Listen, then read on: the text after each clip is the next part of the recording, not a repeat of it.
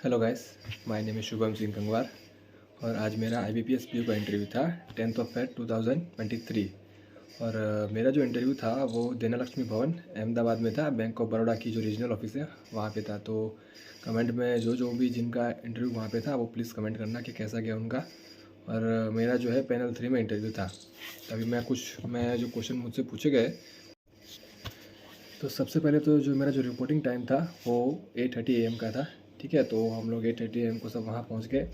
उसके बाद उन लोगों ने सबको मतलब एंट्री दी। और एंट्री देने के बाद जो ऑडिटोरियम होता है, मतलब जो कि नहीं बैंकों का जो ऑडिटोरियम होता है, वहाँ पे सबको बैठाया और पैनल 1, पैनल 2, पैनल 3 ऐसे करके सामने मतलब 3 काउंटर्स थे जहाँ पे हम लोग को अपना DV कराना था। तो मेरा तो पैनल 3 में था। तो हम सब वहाँ पे जाके बैठे और मुझे एक पुराना दोस्त भी मिल गया था जो मुझे ESIC के एग्ज़ाम में मिला था। ESIC की तीनों एग्ज़ाम में वो लड़का मुझे मिला था, वही मुझे वहाँ मिल गया। और फिर बारी बारी जो है पहले बायोमेट्रिक होता है, जिसके अंदर आपको मतलब आपका जो लेफ़्ट थंब राइट थंब या तो लेफ़्ट थंब लेते हैं शायद तक, और आपका फ़ोटो कैप्चर करते हैं वो होता है। ठीक है, और आपको एक चेकलिस्ट प्रोवाइड की जाएगी और वो चेकलिस्ट में सारे मतलब आपके जो डॉक्यूमेंट्स होते हैं, आपको क्या क्या ले जाना है, वो पूरी की पूरी चेकलिस्ट आपको प्रोवाइड की जाएगी। और दूसरा जो था कि एक डिक्लेरेशन फॉर्म वो लोग देते हैं आपको, वो आपको भरना होता है। ठीक है, तो सबसे पहले तो आप देखो कि आपके पास कौन कौन से डॉक्यूमेंट है या नहीं, क्योंकि वो चेकलिस्ट के हिसाब से आपको अरेंज भी करना है सीक्वेंस में। तो वो चेकलिस्ट के हिसाब से आप अरेंज करते रहो। और पैरेलल में जो है बायोमेट्रिक भी चलता रहता है। तो जो बैठा है बायोमेट्रिक करने के लिए वो आपको बुलाता रहेगा, मतलब नाम ले लेके। तो आपको बायोमेट्रिक कराना है। उसके बाद फिर बायोमेट्रिक हो जाएगा, उसके बाद वहाँ पे DV के लिए आपको अनाउंस करेंगे। जो आगे जो 3 पैनल बनी हुई थी ना, तो जो पैनल 3 है उसमें आपको जाना है। और आपका जो मतलब सारे के सारे ओरिजिनल डॉक्यूमेंट है, जहाँ तक मुझे याद है, सबसे पहले तो एग्ज़ाम फॉर्म रखना है आपको। ठीक है, सबसे पहले एग्ज़ाम फॉर्म है, उसके बाद आधार कार्ड या जो भी आपका डॉक्यूमेंट है, आइडेंटिटी प्रूफ, उसको रखना है। और उसके बाद 10th की मार्कशीट, फिर जो आपकी ग्रेजुएशन मार्कशीट है वो, ग्रेजुएशन सर्टिफिकेट है वो, और लास्ट में क्या था, ग्रेजुएशन सर्टिफिकेट था और डिक्लेरेशन फॉर्म था और इंटरव्यू का कॉल लेटर था। जहाँ तक मुझे याद आ रहा है, इतनी चीज़ें तो थी ही थी। ठीक है, तो ये आपको पूरा अरेंज करना है। उसके बाद आपको वो बुलाएंगे, तो आपको DV करवाने के लिए जाना है वहाँ पे। और वहाँ पे चेयर रखी होगी, आपको बैठना है, वो सारे ओरिजिनल डॉक्यूमेंट्स वेरीफाई करेंगे। हाँ, अगर आप किसी बैंक में जॉब कर रहे हो तो आपको NOC बहुत कंपलसरी है, NOC सर्टिफिकेट चाहिए ही चाहिए। ठीक है, मतलब अगर आपके पास नहीं है तो आप उनको कन्विंस करो, या फिर मतलब वो आपको हेल्प तो करेंगे ही, लेकिन होना ही चाहिए NOC के बिना इंटरव्यू होगा ही नहीं आपका। ठीक है, तो कहीं भी जॉब कर रहे हो तो वो आपको NOC तो चाहिए ही चाहिए। ठीक है, तो ये बात आपको याद रखनी है। फिर लगभग 11 बजे जो है एक बैच को तो ऊपर ले गए इंटरव्यू के लिए, जिसमें जो मेरा फ्रेंड था वो गया। फिर लगभग 11 बजे तक में जो है फिर से अनाउंसमेंट हुआ और बुलाया गया कि चलो ऊपर जाना है। तो मैं ऊपर गया। ऊपर भी ऐसे मतलब लॉन्ज जैसा बना हुआ है कि मतलब सोफ़ा रखे हुए हैं, और पैनल 1, पैनल 2, पैनल 3 ऐसे 3 ऑफिस होती है। और वहाँ पे भी लोग होते हैं बताने के लिए कि आपको मतलब कहाँ पे जाना है। ठीक है, फिर वो सोफ़ा रखे हुए थे, वहाँ पे जाके हम बैठे।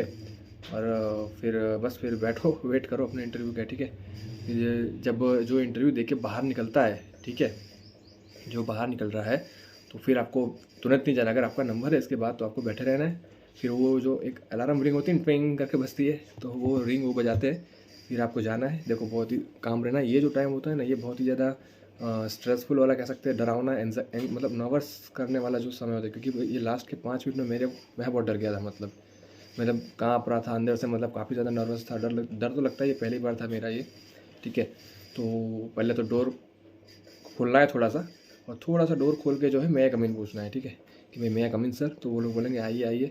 फिर जहाँ आपको जिस पे भी नज़र पड़े सबसे पहले उनको ग्रीट करना है। ज़रूरी नहीं कि मैं अगर पैनल मेंबर्स में मतलब मैडम पहले है तो मैडम को ग्रीट करना है, ऐसा कुछ ज़रूरी नहीं होता है।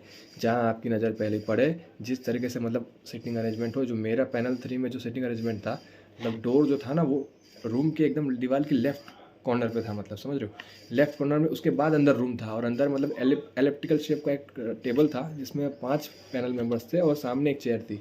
ठीक है, और सबसे पहले एक फीमेल मेंबर थी और बाकी के 4 जो थे वो एज वाले ही लग रहे थे, मतलब जो मेंबर्स थे वो लोग। उन्होंने मुझे बुलाया, बैठने के लिए बोला, फिर मैंने थैंक यू कहा। फिर जो पहले जो सर थे ना, उन्होंने, जो चेयरमैन सर थे, उन्होंने मुझसे पूछा कि गिव योर इंट्रोडक्शन, अपना इंट्रोडक्शन दीजिए, और साथ में आपके अंदर पोटेंशियल क्या है और हम आपको क्यों चूज़ करें। इन्होंने 3 रैपिड फायर मेरे सामने फेंके एक ही बार में। सिर्फ इंट्रोडक्शन नहीं पूछा, 3 रैपिड फायर फेंके कि अपना इंट्रोडक्शन बताइए। ठीक है, और फिर पूछा था कि आपको पोटेंशियल क्या है, ठीक है, स्किल क्या है, एक टाइप का कह सकते हैं कि आपके अंदर खूबी क्या है, तो क्यों हम आपको चूज़ करें। तो मैंने पहले अपना जो इंट्रोडक्शन वो तो बढ़िया से दे दिया, सभी लोग रट के ही जाते हैं, ठीक है, वो तो मैंने बहुत बढ़िया से दे दिया। और पोटेंशियल की बारी आई, अब मैं वहाँ पूरा पूरा ब्लैंक हो गया, मुझे पता ही नहीं चल रहा है मेरा पोटेंशियल क्या है, ठीक है। पर मैंने बोला कि सर मतलब मेरे अंदर एक टॉलरेट करने की लिमिट है कि जो वर्कलोड होता है, जो वर्कलोड सहन करना पड़ता है सर, उसके लिए मेरे को कोई दिक्कत नहीं। हालांकि ये जवाब बहुत ही ज़्यादा गलत था, मुझे पता है यहाँ पे मैं जो है मेरा नेगेटिव इम्पैक्ट पड़ गया उनकी नज़र में कि ये क्या बोल रहा है, ये टॉलरेंस लिमिट कहाँ से आ गई, ठीक है। तो फिर इसी टॉलरेंस लिमिट को मैंने कैसे कनेक्ट किया, मैंने ये कहा कि सर क्या हो गया कि मतलब मैं जो है ग्रेजुएशन इंजीनियरिंग में किया है, ठीक है, मेटलर्जी इंजीनियरिंग मेरा ग्रेजुएशन है। तो मैंने कहा सर जो मैंने इंजीनियरिंग की है उसमें भी सर मैंने 120 किलोमीटर रोज़ में अप डाउन करता था, ठीक है, और बस में करता था, तो ऐसे ही मतलब थक जाते थे, उसके बाद में इतना मतलब प्रोजेक्ट होता था, ये असाइनमेंट करो, ये करो, वो करो, तो ये सब चीज़ें मैं करता था, ठीक है सर। तो वो मतलब फिर भी उतना लगता नहीं था कि हाँ मैं कर सकता हूँ, ठीक है। और फिर मेरे को लगा नहीं कि वो लोग सेटिस्फाइड थे कि बोल क्या रहा है, ये कहाँ की बात कहाँ घुमा रहा है। पर एक्चुअली मैं सही में वहाँ पहली बार था ना, तो मैं पक्का मतलब पूरा ब्लैंक हो गया था, समझ नहीं आ रहा था मैं बोलूँ क्या। पर मैं ये कहूँगा कि घबराना नहीं है, ठीक है, पता है तो ठीक है, नहीं पता है तो बोलो, कोई सर मुझे नहीं पता, तो वो लोग आगे कंटिन्यू करेंगे। तो फिर उन्होंने बोला अच्छा मतलब आपका जो पूरा ग्रेजुएशन है वो आपने अप डाउन भी निकाल दिया, अप डाउन मतलब ट्रैवल करने में निकाल दिया, ट्रांसपोर्टेशन में। मैं बोला जी सर। तो जो चेयरमैन सर थे उन्होंने थोड़ी मस्ती कर दी, उन्होंने ऐसा बोला कि अप डाउन वालों से अच्छा है तो आप हॉस्टल में रह लेते। मैंने कहा सर हॉस्टल में रहने के लिए सर पेरेंट्स राज़ी नहीं थे, तो वो बोले ऐसे कैसे, मैं तो अपने बच्चे को भेज दूँ, बिल्कुल शौक से रहिए, सीखेगा बच्चा बाहर जाके। मतलब वो बात तो सही है सर, पर अब मेरे पेरेंट्स राज़ी नहीं थे, तो फिर उन्होंने बोला ठीक है। फिर जो है फिर थोड़ा माँ बाप के बारे में पूछा, पापा क्या करते हैं, ठीक है, मम्मी क्या करती हैं, तो वो भी चला। और फिर उसमें मेरी मदर नहीं है, तो फिर मैं उन्होंने ये भी पूछा कि अच्छा तो खाना कौन बनाता है, मैं बोला सर एक टाइम मैं बनाता हूँ, एक टाइम पापा बनाते हैं। तो बोले ठीक है। फिर जो उन्होंने है क्वेश्चन सेकंड सर पे मतलब शिफ्ट किया, उनको बोला, तो सर जो सेकंड सर थे उन्होंने मुझसे ये पूछा कि बताइए शुभम बैंक से आप क्या समझते हैं। तो मैंने बता दिया कि सर बैंक होता है एक फाइनेंशियल इंस्टीट्यूशन है जो मतलब एक्सेप्ट डिपॉजिट एक्सेप्ट करता है, ठीक है, सर्विसेज फाइनेंशियल सर्विसेज प्रोवाइड करता है हम लोग को। तो उसके बाद उन्होंने फिर पूछा कि शुभम प्रधानमंत्री जन धन योजना के बारे में क्या जानते हो। तो मैंने बोला सर एक स्कीम थी जो फाइनेंशियल इंक्लूजन करने के लिए लाई गई थी, ठीक है। अब सर ने वो जो वर्ड था ना फाइनेंशियल इंक्लूजन, उसको पकड़ लिया। और मेरे दिमाग में भी ये चल गया था ये मैंने गलत वर्ड बोल दिया है, अभी मेरे को छोड़ेंगे नहीं इस पर। उन्होंने सीधा काउंटर मारा कि बताइए फाइनेंशियल इंक्लूजन क्या होता है। अब मैंने फाइनेंशियल इंक्लूजन का मतलब भी बताया कि जब जो अनबैंक्ड और जो रूरल एरियाज़ है जहाँ पे फाइनेंशियल सर्विस नहीं पहुँचती है, ठीक है, तो उन लोग को मतलब प्रोवाइड कराने के लिए ये योजना लॉन्च की गई थी। साथ ही में मतलब बहुत लोग को, यहाँ तक तो ठीक था, अब बताइए देखो मैंने क्या ब्लफ किया, मैंने एक ब्लफ भी किया यहाँ पे। मैंने ये बोल दिया कि गाँव में जो रूरल एरिया में होते हैं ना, वो लोग बैंक में अकाउंट खुलवाने से डरते हैं सर। मतलब उनको ऐसा लगता है कि बैंक का दिवाला ना निकल जाए, मतलब इंसॉल्वेंट ना हो जाए। तो वो इस वजह से जो है इस योजना में जो ज़ीरो रुपीज़ था सेविंग अकाउंट के, मतलब ₹0 पे आप सेविंग अकाउंट खोल सकते हो। बस वो जो बात थी ना वो वो उन्होंने पकड़ ली मेरी। बोलते हैं सुबह में ऐसा नहीं होता है, देखो देखो मैं एक्चुअली में बावला से बिलोंग करता हूँ जो कि अहमदाबाद से 30 किलोमीटर है। तो सर कह रहे आपके बावला में ऐसा होता होगा कि लोग डरते होंगे गाँव में, ठीक है, अकाउंट खुलवाने से, बाकी और जगह पे, और ये थोड़े सीरियस नोट पे था, मतलब मस्ती में नहीं चल रहा था ये, तो और जगह पे तो ऐसा कुछ नहीं होता शुभम कि वो लोग डरते नहीं बिल्कुल भी, ठीक है, ये बात ही नहीं है। और असल में उसका आंसर कुछ और था जो मैं उनको समझा ही नहीं पा रहा था, मैं उनको सेटिस्फाई नहीं कर पा रहा था कि मतलब क्यों योजना आई थी। वो फाइनेंशियल इंक्लूजन का वो जो उन्होंने लाइन पकड़ी ना, उस पर उन्होंने मेरे को मतलब छोड़ा ही नहीं, जाने तो बोलने लायक था नहीं, पर जैसे तैसे उसमें मतलब मैंने एक दो आंसर शायद जवाब भी नहीं दिए होंगे शायद तक, तो मैंने वहाँ पे बात रोकी।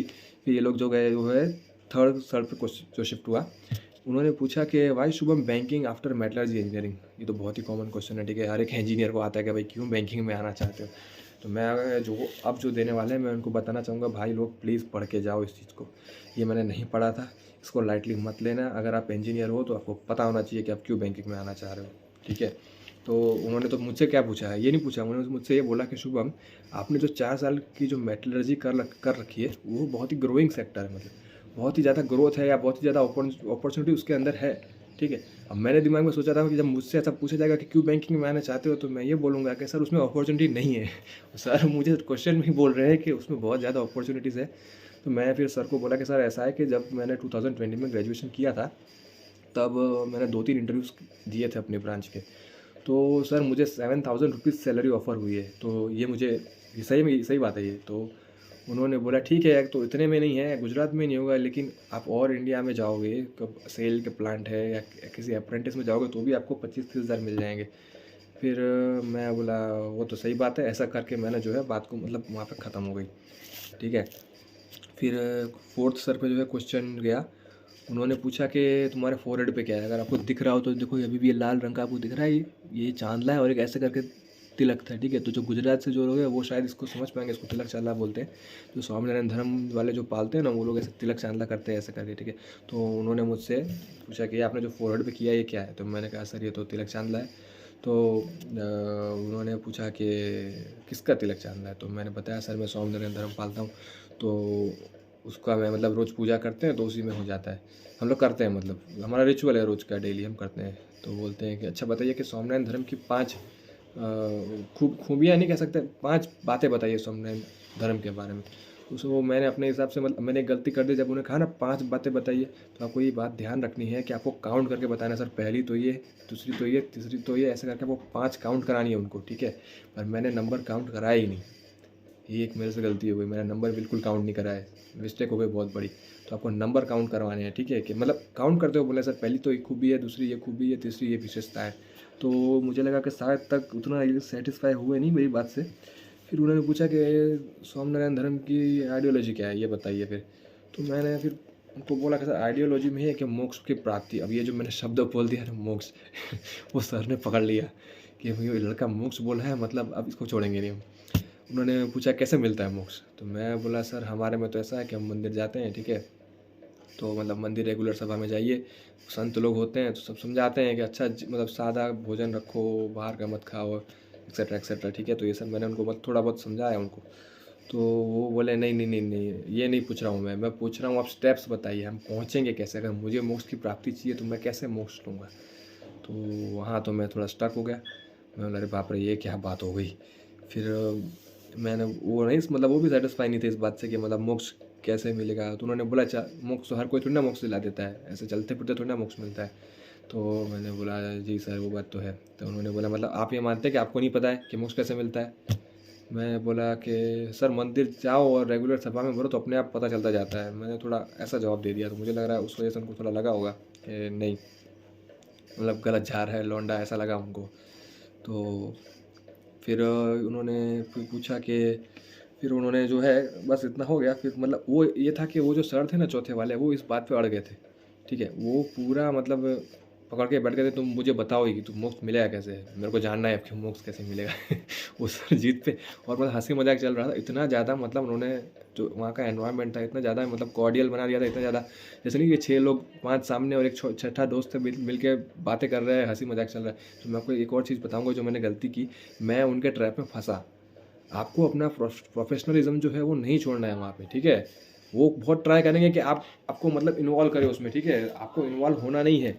वो मुझे ट्राई किया और मैं इन्वॉल्व हो भी गया, मैं बहुत ही ज़्यादा खुल गया। वो ट्राई कर रहे थे कि खुले खुले, पर आपको नहीं खुलना है। आपको अपना प्रोफेशनल जो एक आपका बेंचमार्क होता है उसको क्रॉस नहीं करना है, ठीक है। अपने दायरे में रह के ही अपना जो आप एक इंटरव्यू दे रहे हो वो भी IBPS PO का, ठीक है, छोटी मोटी बात नहीं है।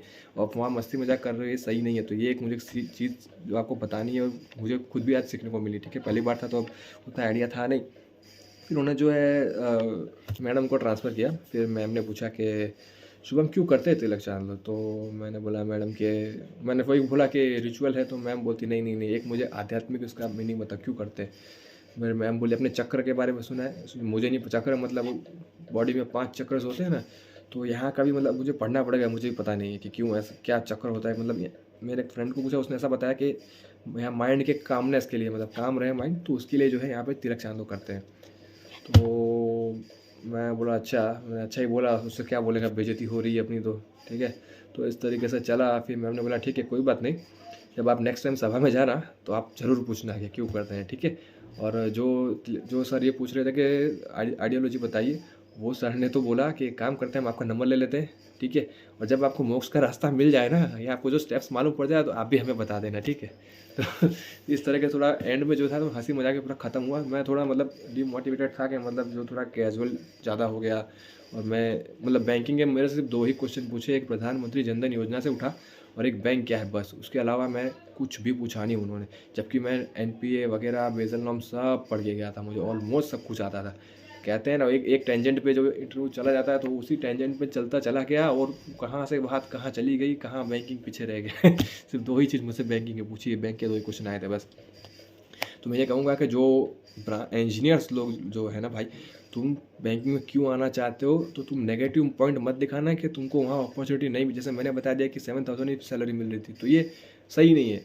आप किसी को झुका के आगे मत बढ़ो, आप आगे बढ़ो, अपनी लाइन आगे करो, दूसरों की लाइन काट के अपनी लाइन को ऊपर मत पहुँचाओ, ठीक है। उसी तरह की बात है ये।